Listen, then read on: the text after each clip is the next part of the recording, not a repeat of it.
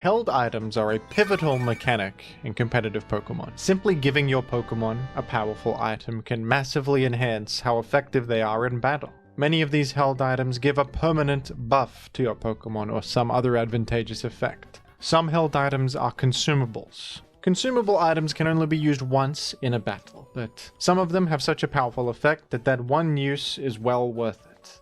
Let's take a look at some of the most prominent held items in competitive Pokemon that have defined the competitive experience. But first, may I draw attention to some items that have defined the world of fashion ever since their release. Talking of course about the dog clothing available on JimothyCool.com for only 4 more days. Please take a look at JimothyCool.com, it's urgent. The most classic held item for competitive play, one that probably immediately came to your mind, is the leftovers. The most prominent and iconic competitive Pokemon item is in fact a half-eaten apple core, or a fully eaten one actually. I don't know why they chose this theming for the most powerful item in the whole game, but they did. They did do that. Leftovers provide the unbelievable effect of restoring 1/16 of a Pokemon's max HP every single turn. Every single turn, leftovers will give you that little bit of healing. Although it's not a lot of healing, especially compared to direct healing moves like Recover, which restores 50% of your HP, the beauty of leftovers is that it's happening every single turn and it doesn't require you to take an action. This is completely passive healing with little downside, and paired with concepts like Protect and Substitute, leftovers can give a Pokemon significant longevity. Leftovers is the default competitive Pokemon item. Leftovers is of course more valuable on defensive Pokemon who get more from the chip healing. If you're a frail offensive threat that dies quickly anyway, this passive healing effect that gets long-term value isn't going to be as good for your Pokemon. But even in those cases, Leftovers is surprisingly useful. When Leftovers was first released, it was actually a little bit broken. The passive healing provided by Leftovers kind of outvalued a lot of the offense of Generation 2, the game where Leftovers debuted. Bulky Pokemon like Snorlax and Zapdos and Raikou are kind of infamous for how much they can chip heal with leftovers over the course of a game and how much value they get out of it. Certainly doesn't help that back in Gen 2, leftovers was pretty much the only good competitive item. You would sometimes see the Miracle Berry, but not that often. Leftovers has maintained its competitive relevance even to this day. Even in Gen 9, leftovers are commonly seen, despite so many new items releasing. This item from all the way back in Gen 2 is among the most excellent choices in the game. I mentioned the Miracle Berry just a moment ago, a consumable berry item that cures any status ailment once per battle. This was renamed to the Lum Berry in the very next game, and this is yet another one of the most commonly used competitive items, even though this is a consumable item that only activates a single time. This effect is fantastic, and it offers a safety net against incoming status moves. This has always been a great choice on boost sweepers, Pokemon that aim to spend a turn boosting up their stats so that they can power through and win the game. One of the most classic examples of this is Dragon Dance Tyranitar in Gen 3, who commonly uses a Lum Berry for 1 turn of insurance against effects like Will-O-Wisp or Thunderwave that would otherwise end its sweep and prevent it from winning the game. Boost sweepers are the primary users of the Lum Berry for this purpose. Pokemon like Dragon Dance Dragonite, Quiver Dance Volcarona, and Shell Smash Cloyster can all take great advantage of the safety net provided by a Lum Berry. And this is yet another concept that has held true even in more recent games. In Gen 9 OU, King Gambit commonly runs a Lum Berry as insurance against incoming Will-O-Wisp or Thunderwave, which would end its Swords Dance sweep. You could view Leftovers and Lum Berry as opposites, kind of. Leftovers is providing much more value than Lum Berry long term, but the short term value is minimal. In 1 or 2 turns, you're getting a minimal amount of healing. Lum Berry, however, provides almost no long term value, but significant short term value, healing a status ailment without having to spend a turn using a move that would usually do so, like Refresh or Heal Bell. Competitive Pokemon is all about gaining free turns for an advantage, and Lum Berry, in essence, provides you with a free turn if you successfully lure the enemy into using a status move against you. The free turn is leveraged for a boost, and this is a common way to break through your enemy's team and win. Speaking of immediate short-term value, one of the most popular categories of item in competitive are the choice items. These are items that actually provide a significant restriction to the Pokemon holding them. If you're holding a choice item and you select a move, you are locked into using only that particular move until you switch out. This severely limits your versatility and can make you very exploitable. If you're locked into Earthquake, for example, you are completely powerless against flying types or levitating Pokemon. So that's a significant drawback. But there is an advantage to these choice items. Choice items will provide a stat boost, a direct stat boost. And the first choice item ever introduced was the Choice Band, which provides a 1.5x attack boost. Even though you are significantly restricted by this item into only using one of your attacks, that attack will hit way harder than usual because of the attack boost. The choice items are all about immediate firepower, immediately posing a threat without having to spend a turn boosting up. This is the ultimate short-term value category of item. Choice Band was introduced in Gen 3, and Gen 4 introduced two more choice items. The Choice Specs, which have the same effect but they increase your special attack, and the Choice Scarf, which actually has a bit of a different purpose than the other two. The Choice Scarf increases your speed by 1.5x, not an offensive stat. Choice Scarf allows you to obviously outspeed things that you otherwise couldn't. And Choice Scarf can be used in a few different ways. Sometimes a Pokemon's biggest drawback is their low speed.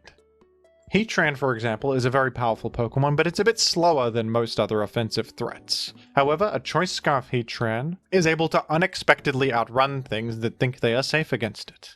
You might be able to get a surprise Hidden Power Ice against a Gliscor, for example. A Gliscor who thought it would be faster, but was caught off guard by the Choice Scarf. Another common use for Choice Scarf is for speed control. Since Choice Scarf provides you with a speed boost immediately without having to spend a turn boosting up your speed, it can be a safety net against enemies that have boosted their speed. For example, Volcarona. Volcarona, after a Quiver Dance, receives a speed boost. And in most scenarios, a +1 Volcarona outruns the vast majority of other Pokemon. But not if you have a Choice Scarf equipped. If you have a Choice Scarf equipped, you are matching their +1 speed boost without having to spend a turn doing so yourself. So a Garchomp with a Choice Scarf equipped can use Rock Slide against the Volcarona and save your whole team from getting swept by what would have otherwise outran everything. Speed control is an important concept because boosting speed is one of the most common ways to sweep. Choice Scarf is able to actually allow you to outrun enemy speed boosted Pokemon without having to do so yourself. And it can be a great way to claw back a game's momentum and bring yourself back into an advantage. Another common use for Choice Scarf Pokemon is for pivoting. Pivoting moves, like U-Turn and Volt Switch, are very prominent in competitive Pokemon as they basically give you free information. These moves will attack the enemy first and then allow you to switch out. Switching in Pokemon is a fundamental mechanic, and if you directly switch to another Pokemon, this is the first thing that happens in a turn. This will happen before the Pokemon's moves are executed. So for that reason, since these pivoting moves are attacks that switch you out rather than a direct switch, you will be able to see if the enemy switched out or not and respond accordingly. Because if they did switch, it will happen before your U-Turn or Volt Switch. This is important for gathering information, and if they do make a defensive switch, U-Turn allows you to respond with exactly what you want since you know what's in front of you now. Their switch has already happened, and there's no prediction required. U-Turn is very powerful on Choice Scarf Pokemon as they are directly threatening more things. Since they're faster than more things, by forcing things out, U-Turn is able to directly respond to whatever is invited in.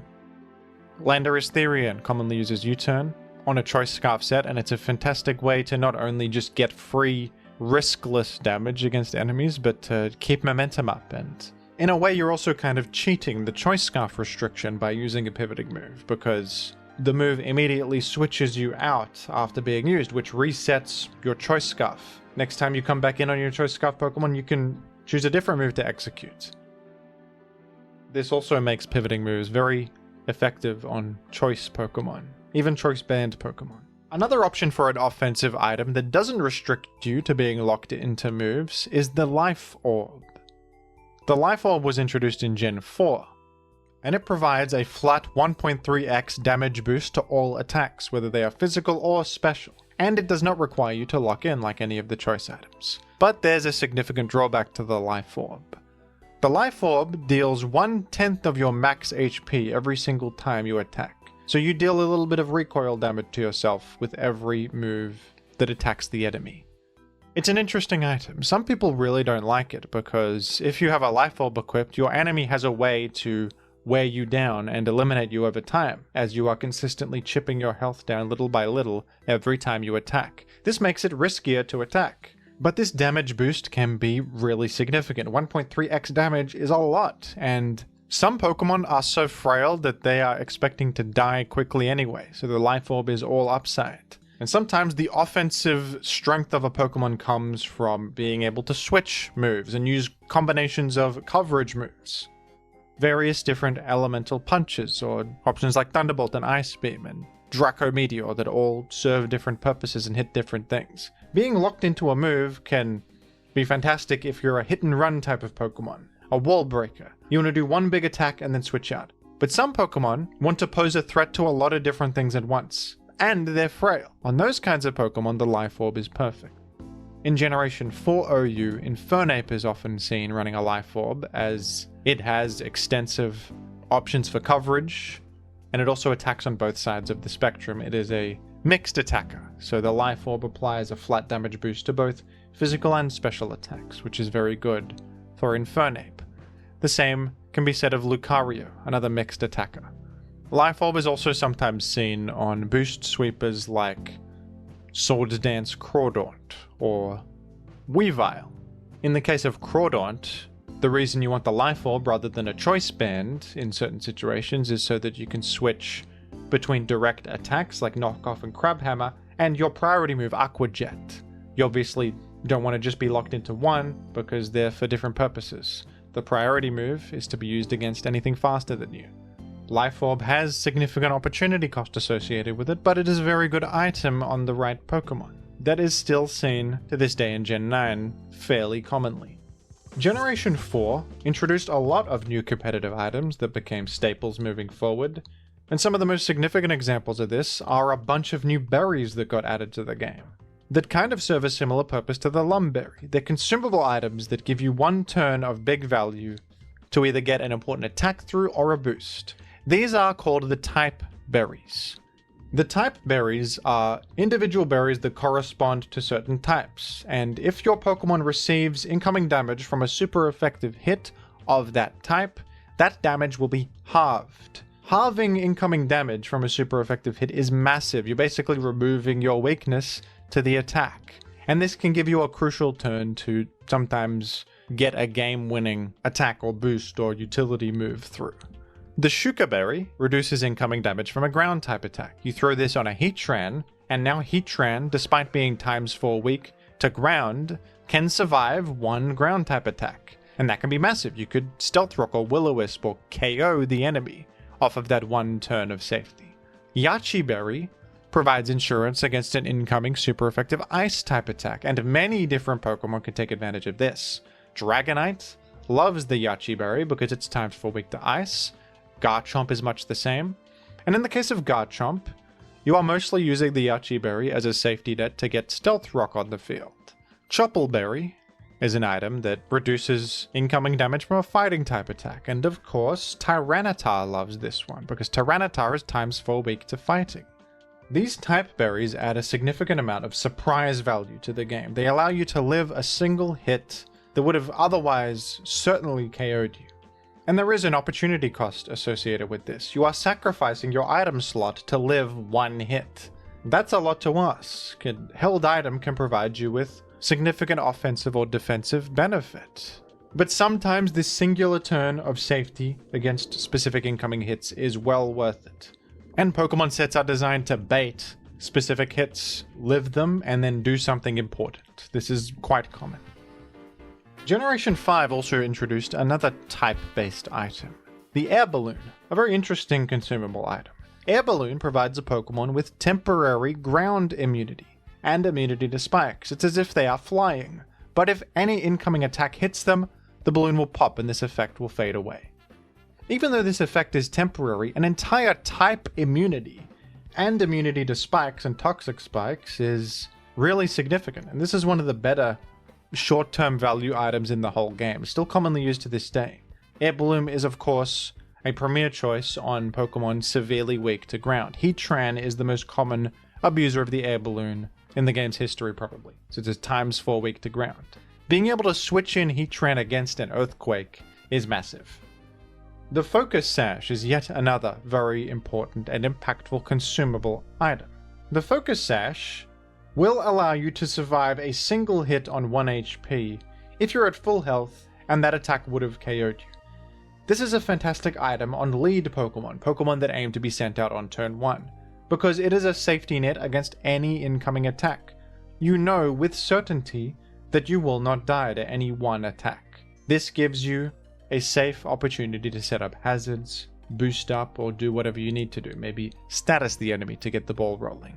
The most common application for the Focus Sash item is on lead Pokemon that try to do something advantageous as early as possible, even at the cost of their own life. But Focus Sash can also be used on sweepers, for similar reasons to Lum Berry and the type berries, to survive any incoming hit guaranteed, and then have a free opportunity to boost up, ideally with speed.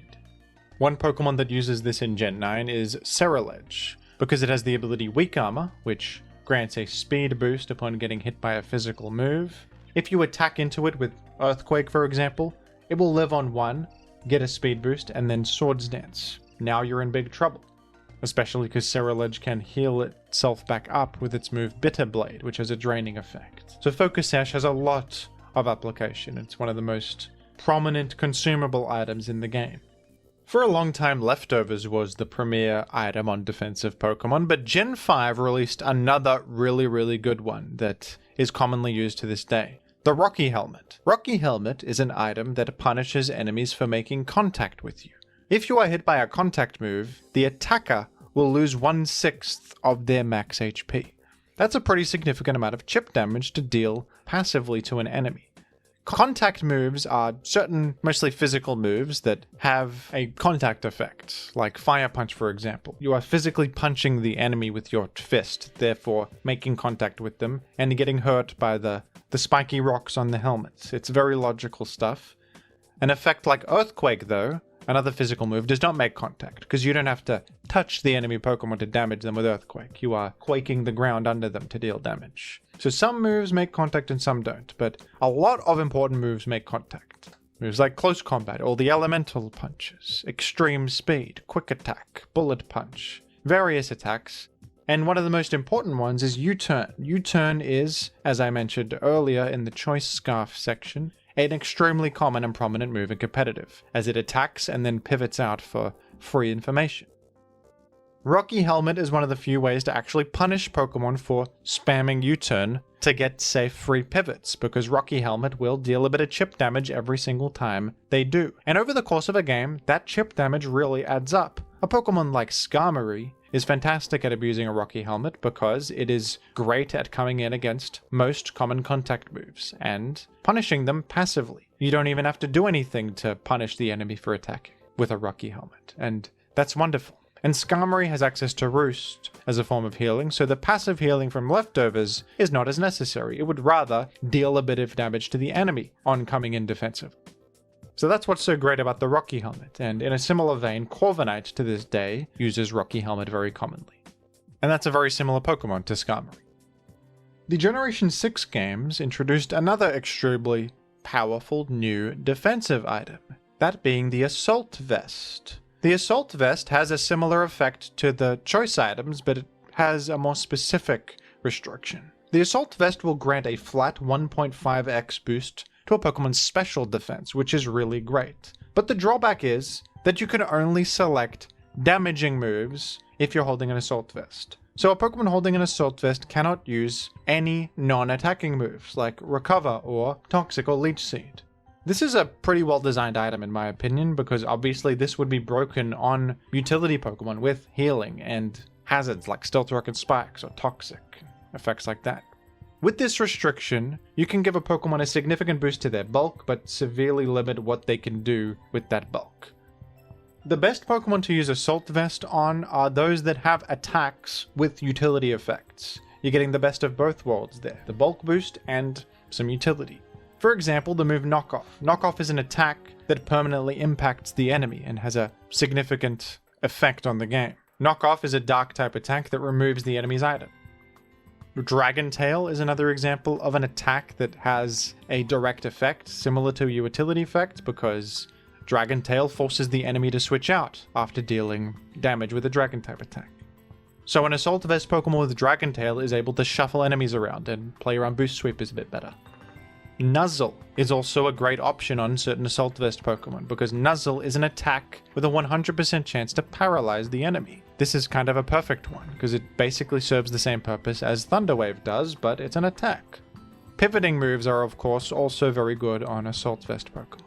Another trait that works very well on Assault Vest Pokemon is the ability Regenerator. Regenerator is an ability that restores 1/3 of a Pokemon's HP every single time they switch out. Now this is a fantastic ability in general, but it's particularly great on Assault Vest Pokemon because it provides them with a way to heal. And since they're bulkier than usual, they're better at taking hits, and the HP they heal is more valuable, as it can defend against more damage. So, with all that in mind, a perfect example of an Assault Vest Pokemon in competitive would be something like Tangrowth. Tangrowth has Regenerator, options like Knock Off, and some more attacks in its move pool that hit common Pokemon. And Tangrowth can get significant value out of this Assault Vest. Repeatedly heal, repeatedly come in, and really abuse the longevity provided by this special defense boost. Generation 8 was where the most impactful competitive singles item since Leftovers was released. The new king of all items, honestly. This is probably now the best item in the game, and that is Heavy Duty Boots. Heavy Duty Boots, when equipped, grant a complete immunity to the effects of hazards. And as you know, if you've played any competitive singles in your life, hazards are a central mechanic, especially Stealth Rock, which has been the best move in the whole game ever since it was released in Gen 4. But Heavy Duty Boots kind of changed that, because they allow any Pokemon to just be totally immune to this incredibly central way to make progress and win games in singles. Some teams are built around hazard stacking. You know, spamming Stealth Rock spikes, Toxic spikes, everything they can. Heavy Duty Boots erases all of that work spent clicking all those hazards with just a couple of shoes that you put on. This was massive for Pokemon weak to rock, because in competitive singles, if you're weak to rock, that is kind of a death sentence for your viability, at least in most cases. A Pokemon like Moltres, for example, was really struggling for a long time because simply switching onto the field would deal half of its HP if Stealth Rock is up, and Stealth Rock is often up. But now it can wear the boots, and it's very safe now. But the boots aren't just good on rock-weak Pokemon, they're good on almost any Pokemon. A special wall like Blissey, for example, commonly runs the boots just because spikes are such a prominent way to actually force damage against defensive switch-ins. Blissey gets worn down incredibly well by spikes and Stealth Rock, and especially Toxic spikes punish Blissey significantly, but now Blissey can just ignore all of that and come in totally safely. Heavy Duty Boots is also great on fast offensive threats. Something like Weavile, for example, because Weavile is weak to rock and gets worn down by switching in repeatedly. Now, with the help of pivoting teammates, Weavile can come in as much as it wants, click Knock Off and then exit, and avoid what would usually be punishing it for coming on the field. And Weavile is a rock-weak Pokemon, but even non-rock-weak Pokemon like Dragapult love wearing the boots because they're not worn down by repeated defensive switch-ins either. You can repeatedly pivot to a Dragapult, outrun the enemy, get a bit of damage through, get out of there and rinse and repeat. The boots make everything so safe, granting a total immunity to this fundamental way of making progress in singles. So any kind of Pokemon can abuse this, whether you're a fast, frail offensive threat, a completely defensive wall like Blissey or Clodsire or Dondozo, or anything in between. The boots are probably gonna be good. The boots will probably help you. Even Leftovers were not this universal. Even Lum Berry and straightforwardly good effects like that don't have universal application like this. Heavy Duty Boots is good for offensive, defensive, and any pace of Pokemon. The effect of ignoring the hazards is so fundamentally powerful that you could honestly make a team full of 6 Heavy Duty Boots Pokemon and it would probably be quite good. This is the strongest item competitive singles has ever seen. The only time Heavy Duty Boots is a wasted item is if the Pokemon has Magic Guard, because then they're immune to hazards anyway. But other than that, the boots are good on anything. Gen 9 did not introduce a new item as impactful and metagame warping as the boots, but they did introduce a couple of fun ones. Loaded Dice is one of the more significant for competitive singles. This is an item that specifically impacts multi-hit moves. Icicle Spear is a multi-hit move, meaning it's a move that hits multiple times. Every single hit of Icicle Spear has 25 power, which is quite low, but because it's hitting repeatedly, damage can, in theory, be quite high. The amount of times that Icicle Spear hits is random usually. It will hit between 2 and 5 times, randomly rolled, every single time it's used. But the Loaded Dice makes it so that these multi-hit moves will always hit at least 4 times, significantly increasing their average damage output. This is a great choice on Kyurem in Gen 9, as it can use Dragon Dance and Icicle Spear for a very reliable, now, form of physical ice stab. The usage of this item is limited to just Pokemon that have good multi-hit moves, but it's a cool effect. I like the design of it. And Gen 9 also introduced the new item Booster Energy, which has a very specific use. Booster Energy can only be used by Paradox Pokemon, which are the ancient and future Pokemon released in Gen 9. All of these Pokemon have either the ability Photosynthesis if they're from the past, or Quark Drive if they're from the future. Photosynthesis is an ability that grants a boost to the Pokemon's highest stat if Sun is active. Quark Drive grants a boost to the Pokemon's highest stat if Electric Terrain is active. But the Booster Energy item is a consumable item that activates as soon as a Paradox Pokemon hits the field. And this item will just grant them the boost of their ability without Sun or Electric Terrain having to be active. So basically you switch in and get an immediate stat boost. That is obviously really powerful, and most Pokemon that are able to use this Booster Energy item will have a set that uses it. We have never seen such a good temporary consumable in the franchise before that just immediately boosts a stat. It works a bit differently to conventional stat boosts though. It's not like a Dragon Dance or a Calm Mind that is just a flat stat boost. When Photosynthesis or Quark Drive are activated, only the speed stat receives a 1.5x boost. Every other stat will receive a 1.3x boost. So the most common stat to boost with the Booster Energy is speed, because you get the most out of it. But you do still see Booster Energy used for other stats, like Special Attack on Raging Bolt, or Attack on Great Tusk. And that would do it for what I would consider the most prominent competitive singles items in the whole franchise. There are some other ones that do prop up from time to time, like Power Herb and Citrus Berry and Slack Berry. But I think I've gone through the main ones that are consistently seen in most generations of the game, where they exist. Held items are an interesting mechanic, and for the most part I like the mechanic. I like the interesting design possibilities, and whenever new held items come out, it's exciting. There's new effects to play around with. I also think a lot of the choices for held items are pretty automatic. Like, it's obvious that a defensive Pokemon wants leftovers. And especially when Boots came out, it feels like Boots is thrown on most Pokemon without much thought because the effect is so powerful. It can feel like the held item choice on your Pokemon is not really a choice a lot of the time, it's obvious. But effects like the Type Berries and Choice Scarf, and even sometimes more niche items like the specific type boosting items, Never Melt Ice or Black Glasses. You can be creative with held item choices in competitive Pokemon, and they do add a lot. What do you think, folks, about this fundamental Pokemon mechanic? Do you have any ideas for items in the future that could be interesting options? What are some of your favorite item designs in the series? And what would you like me to talk about next? Let me know down below in the comments, and thank you for watching.